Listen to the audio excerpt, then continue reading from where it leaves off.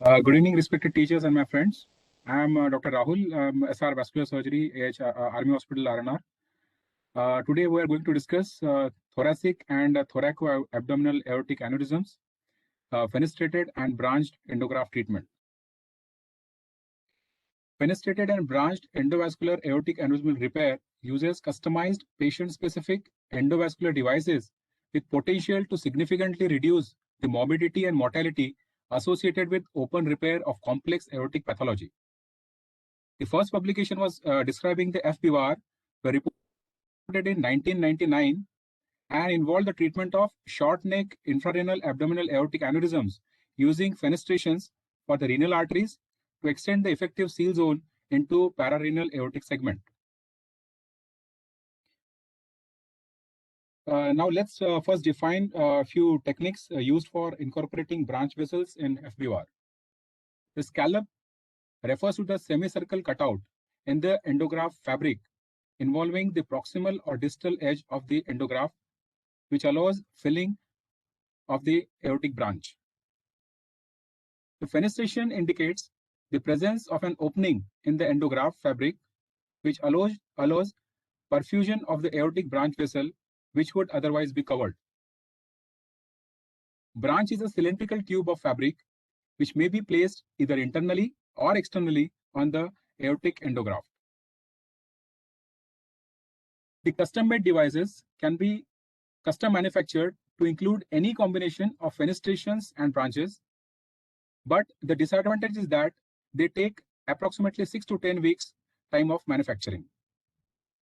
These devices are available with standard fabric and stainless steel test stands that requires delivery system ranging from 22 to 26 French, or low profile fabric and nitinol stent that requires delivery system ranging from 18 to 22 French. Custom ordered patient specific devices. These devices can also include any combination of fenestration and branches. The branches have varied in configuration, but have generally involved a straight axial cuff, directional cuff, and helical limbs. And this device is preloaded, whereby a catheter and a wire is threaded through the delivery system and then through the fenestration or the branch. Physician modified endograft or surgeon modified endograft.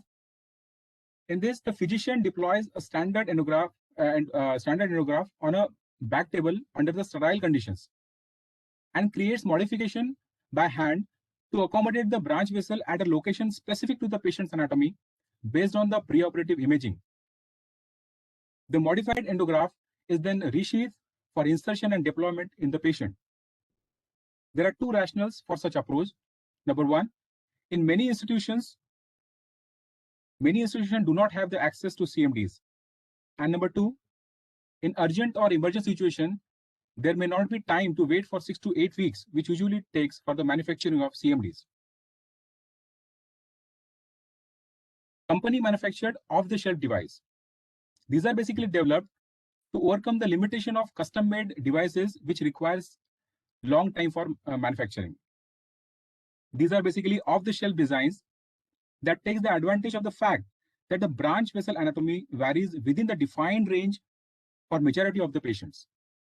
So pivoting fenestrations and downgoing axial side branches have both been used to create different off-the-shelf devices applicable to different type of aneurysms.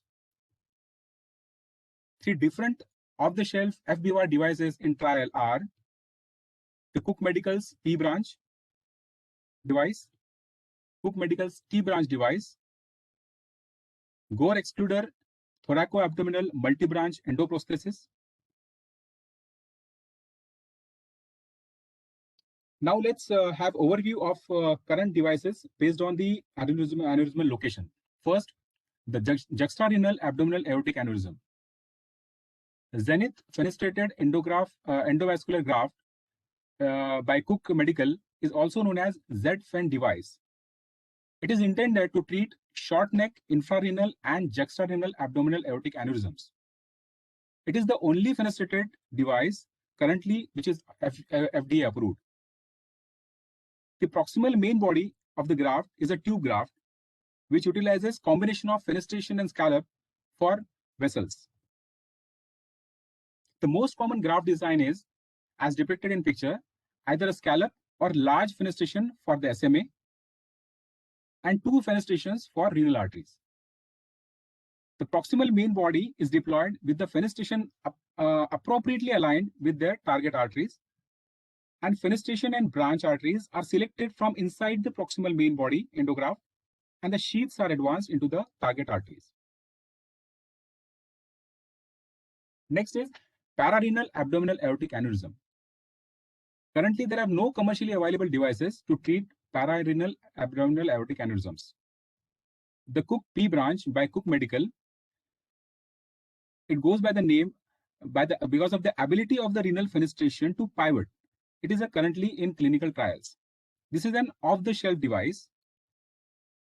It has fenestration as depicted in the photograph. It has a fenestration for the SMA and bilateral renal arteries, and it has a scallop for the celiac artery, thereby allowing more proximal extension of the aortic endograft seal zone.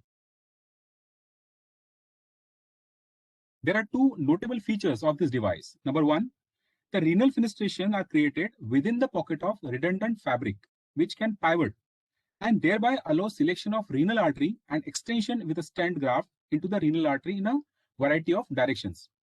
Number 2, preloaded wire and catheters specifically designed to cannulate the renal arteries without the need to select via contralateral femoral access. Next is thoracic branch or T branch by Cook Medical. This is also an off-the-shelf device based on the Cook TX2 platform. As depicted in the picture, it uses 4 downgoing axial branches which are sewn to the thoracic component, which allows extension of the stent graft into the visceral vessels. Thoracic endograft is mated with a standard modular infrarenal bifurcated graft distally, and it can be extended proximally also with a thoracic endograft. The next is Gore excluder thoracoabdominal multibranch endoprosthesis, that is also called as Tambe graft. This is used for the treatment of aneurysms involving the visceral segment.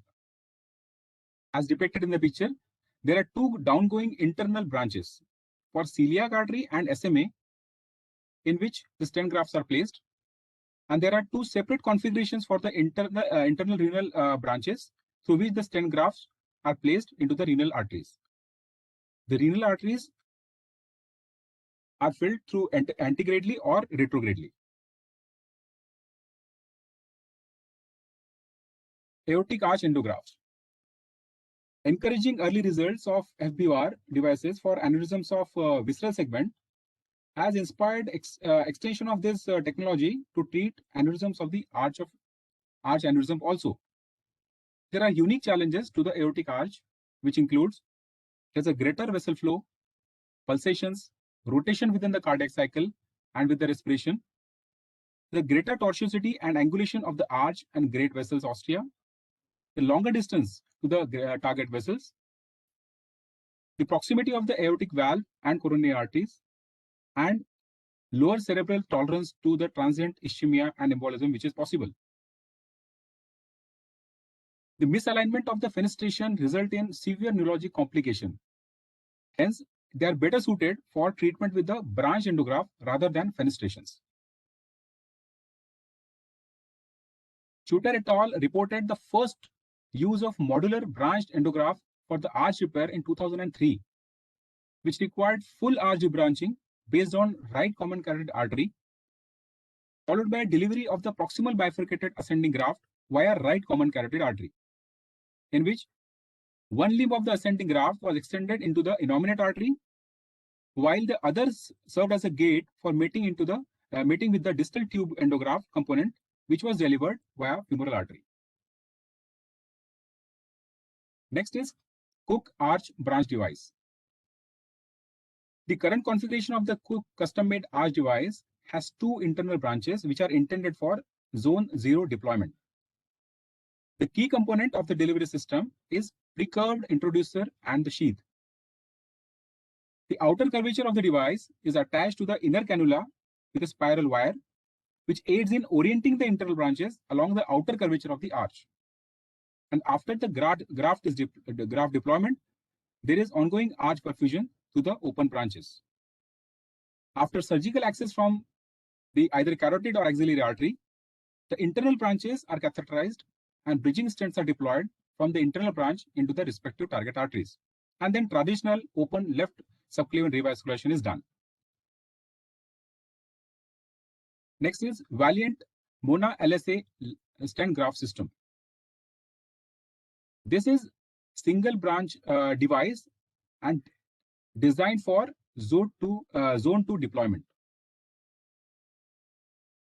This endograph is based on Valiant thoracic graft platform with proximal diameter ranging from 30 to 46 mm and the distal diameter ranging from 22 to 46 mm. This branch is the branch is modified fenestration with a short inverted funnel that is intended to engage the origin of arch vessel. The system offers dedicated bridging stent graft between 10 to 14 mm of diameter that can be delivered to the arch vessel and flared within the wide mouth of fenestration. The cuff can pivot, allowing for the as much as 20 to 30 degree of malalignment between the cuff and subclavian artery.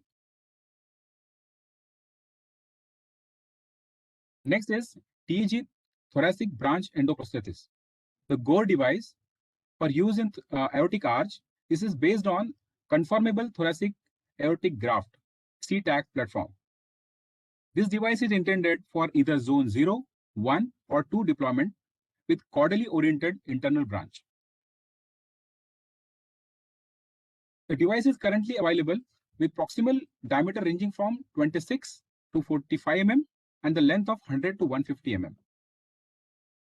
The delivery system has preloader catheter threaded to the branch, which allows snaring of the guide wire from either upper extremity or left carotid axis. A through and through guide wire is used to orient the device during the deployment. It is needless to mention that detailed and accurate planning is absolutely crucial while planning FBVAR. The planning includes sophisticated imaging, precise measurements, type of devices, its diameter, length, taperings, fabric types, the type of target artery preservation methods, like scallop, branch, fenestrations, the strategies which are planned for cannulation, like preloaded systems, ipsilateral or contralateral transfemoral access from the brachial.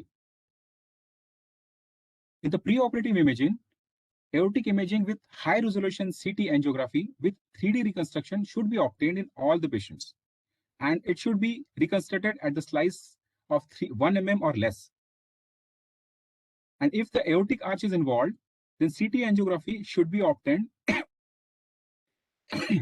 with electrocardiographic grating to provide clear images of mobile ascending aorta and aortic arch. Some anatomic consideration should also be thought about while planning. The proximal sealing zone, which is one of the most important decisions while planning FBVAR. The seal zone should be achieved in relatively straight segment of the aorta, which is cylindrical with parallel walls and without significant mural thrombus or calcification. And the seal length should be 20 to 40 mm as compared to 10 to 15 mm or 20 mm in normal EVAR. The angulation often leads to less predictable deployment of the fenestrated and branch portion. Hence, the angulation should be limited to less than 45 degree between distal thoracic aorta and visceral aorta, the suprarenal aorta and infrarenal aorta, or the infrarenal aorta and iliac arteries. Also, the degree of aortic calcification and mural thrombus should be evaluated pre-op because they are the risk for the embolization during the procedure. The branch vessel characteristics, if they are small or highly stenotic at their origin, it may be difficult to cannulate through the fenestration or branch. The branch arteries are small and highly tortuous. Then in the proximal segment, they are more difficult to traverse with the wires and catheters. Also, access vessels, they are generally FBVAR generally requires slightly larger iliac access vessels. They are typically loaded in 22 French delivery system and the iliac size approximately 7 mm is required without obstructing plaque. Also, the iliac artery tortuosity must be considered during the planning, because the stored torque in the delivery system can greatly complicate the alignment of the fenestration or branches with the target vessels. Operative techniques. General anesthesia is preferred, and as compared to mobile C-arm, the hybrid operating room with high quality fixed imaging is preferred and is invaluable for performing FPVAR. Fusion imaging. Preoperative CT angio is fused with the non-contrast 2D or 3D X-ray obtained immediately before operation based on alignment of the bony landmark. Although not absolute requirement to conduct FPVAR, the use of fusion imaging has been reported to reduce the contrast volume and radiation dose in comparison to the deployment based on standard DSA. This overlay facilitates the alignment of the endograft with patient's anatomy and increases the ease of target vessel cannulation. Fusion imaging should be supplemented with injections of small amount of contrast, because the position of branch vessels can change with the insertion of stiff wires, which often straighten the tortuous arteries. The access: femoral arteries either by open and percutaneous technique, and the brachial or axillary artery access for downgoing branches or for fenestrations intended to be cannulated from above. Operative technique for non-preloaded devices. Bilateral femoral access. The contralateral iliac artery is accessed first, and the 20 to 24 French sheath is placed over a stiff guide wire into the infrarenal aorta. Hemostatic valve of the sheath can be punctured multiple times to allow the placement of smaller sheaths catheter combination for cannulation of the branch arteries. The catheter and wire may be placed into the branch vessel to serve as a marker for orientation of the device during the deployment. Then the FBOR device is then prepared and oriented extracorporeally prior to insertion, which is a very critical step to ensure that device is deployed with the fenestration branch oriented properly. The device is introduced into the aorta over a stiff wire, such as Lunderkirst wire. The device is then unsheathed slowly with careful attention paid to the orientation of the fenestration related to the target arteries. Then 6 to 7 French guiding sheath is delivered into the proximity of the target fenestrations. Wire and selective catheters are used to select the graft fenestration. The stent graft is then delivered into the place. In preloaded fenestrations, the deployment sequence is simplified with preloaded fenestrated device such as Cook P branch devices, as well as the fenestration is already selected with a preloaded wire or catheter. After unsheathing the proximal fenestrated portion of the device, the renal arteries are selected to the sheath that is advanced to the delivery system and out the fenestration over the preloaded wires. This obviates the step of needing to get the catheter from the inside the endograft to track outside the fenestration, because the sheath is already delivered outside of the fenestration over the preloaded wire.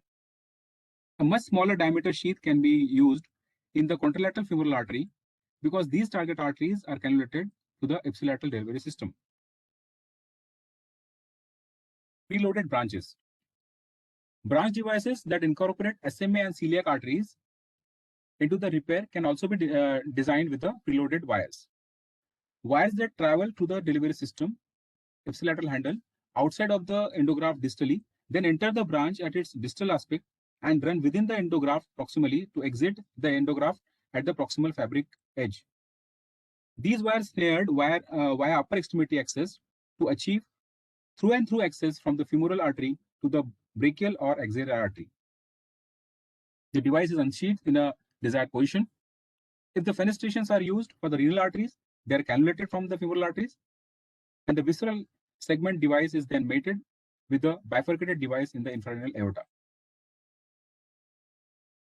Aortic arch branch devices. One or more supra-aortic trunk is cannulated to assess the fenestration and a branch of the thoracic device. In most cases, the open surgical exposure is needed to allow the delivery of appropriate diameter strength graft, which may with the aortic branch. In general, the arch device is advanced and deployed over a stiff wire that has been placed in a left ventricle. Rapid venous pacing or temporary balloon occlusion of the IVC is required to decrease the cardiac output during the deployment. Preloaded wire is snared to allow through and through access from the femoral artery to the supra-aortic branch. In addition to facilitating cannulation of the branch, the preloaded wire aids in alignment of the aortic stent graft during the deployment, which is critical to mitigate the challenge associated with the curvature of the arch. Outcomes of the fenestrated and branch repair. In general, level one evidence regarding its efficacy does not exist, but there have been no prospective randomized controlled trials comparing the FBR with open repair. To date, majority of the evidence regarding FBR has been reported in patients deemed unfit for open repair, making these cohorts not appropriate for comparison to historical cohort of open repair. Surveillance protocol. Patient should undergo both CT angiography and duplex ultrasound